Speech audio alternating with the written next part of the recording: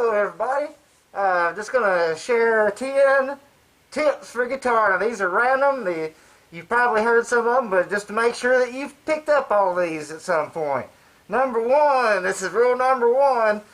When you're playing a gig, you don't stop the song. No matter how bad you mess up, you keep going. Even you might end the song early, but you don't just stop and stare at the drummer. That's never a good idea.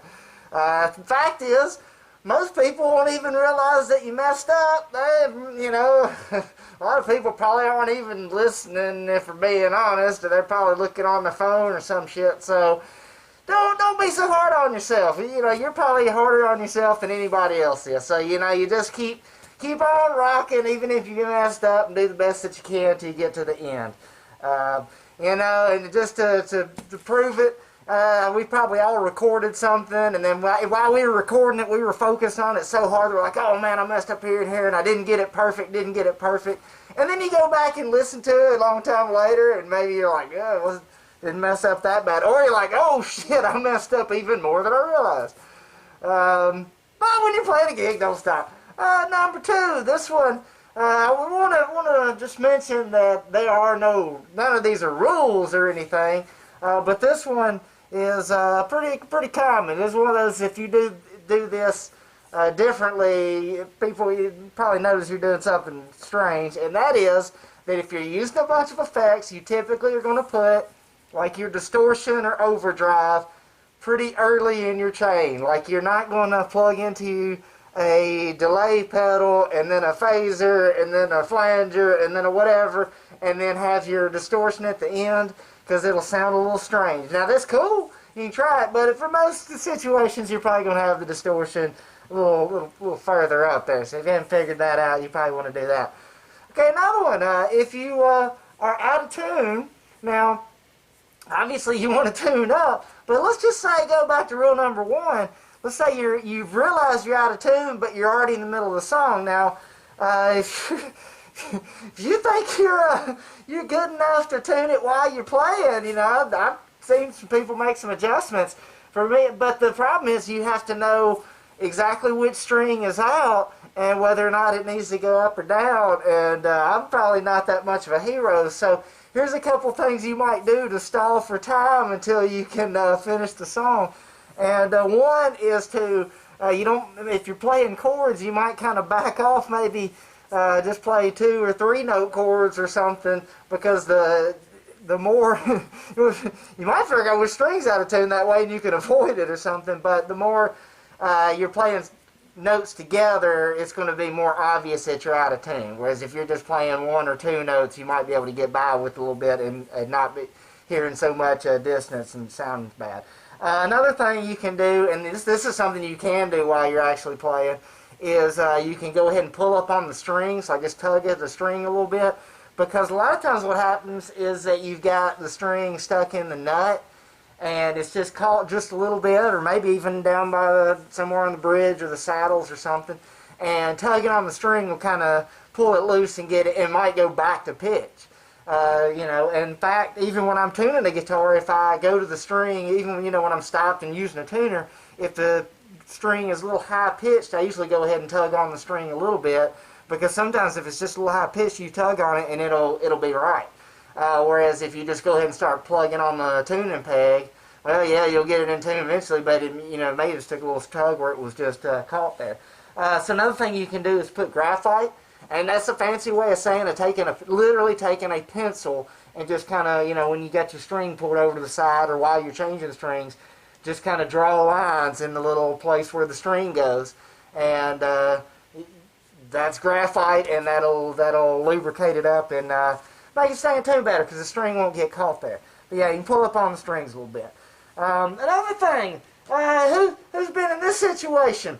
Okay, your playing style depends heavily on using a pick, and you just happen to be somewhere and somebody's like, hey man, I heard you play guitar, like, why don't you show us a little something?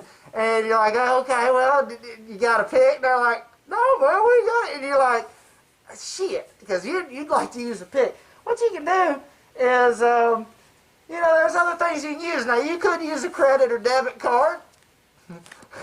And then, you might just be able to hold it up. Or if you want to actually be able to use something a little bit better, if you happen to have like a store rewards membership card, something to that extent, Like here's one for actually two.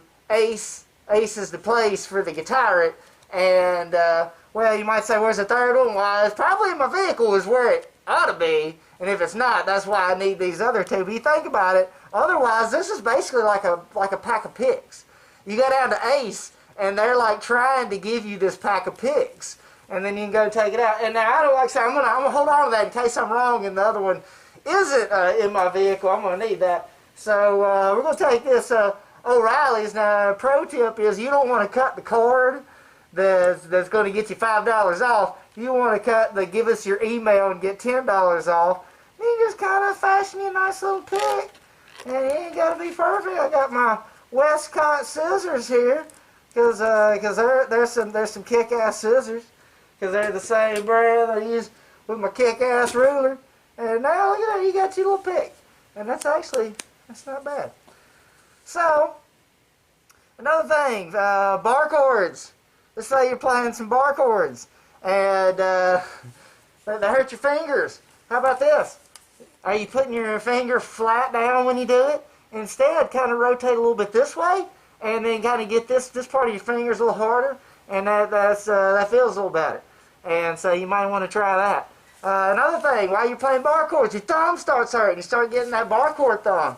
What you want to do is, if you happen to go to like an A or an E bar chord, assuming you're in standard pitch, when you get to those, go down to the open. Get yourself a little bit of thumb break. If you get down to open when you can do that. Now, another option is if you have to, you might even play a few single notes. You can get by with it for a while if you're only just doing bar chords and power chords. You might be able to get by, especially if you got a band going or something, till your thumb rots off.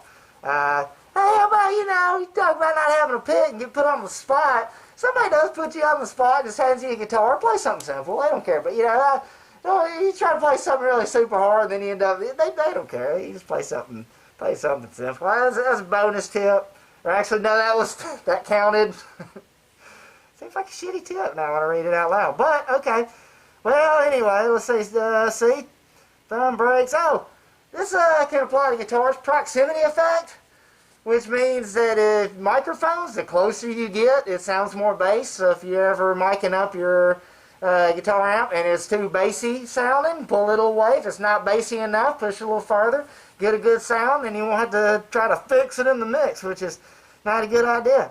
How about, put a little bit of potpourri in your guitar case for a little bit of added freshness. I'm kidding. I don't know what the fuck potpourri is. But I've heard it, and it sounded good. Sounded right. But no, so actually, real tip is that you want to leave your guitar in the case or gig bag for, 10 or 15 minutes if you're coming in and the weather is different than where you're coming into. Anytime you get that temperature change, because you don't want to pull your instrument out real soon after a temperature change or anything like that. You want to give it time to adjust. Just think of your guitar like a fish in a baggie that you went and got at a store, and you got to go transplant it from one bubble of water, in this case for the guitar, probably air, and you got to transport it in this little baggie or little case over to the other fish tank. Just think of your guitar that way. That's a helpful tip to how to deal with that, so you don't change the temperature too fast.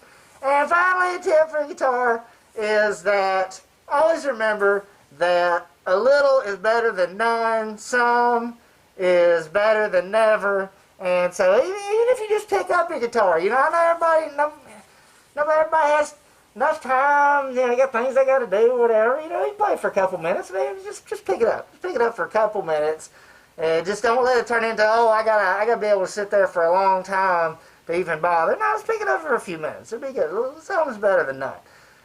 So anyway, I think I got all 10 tips that are just random tips for guitar players. Thank you. Have a good time with these tips. Write some more tips in the comments below.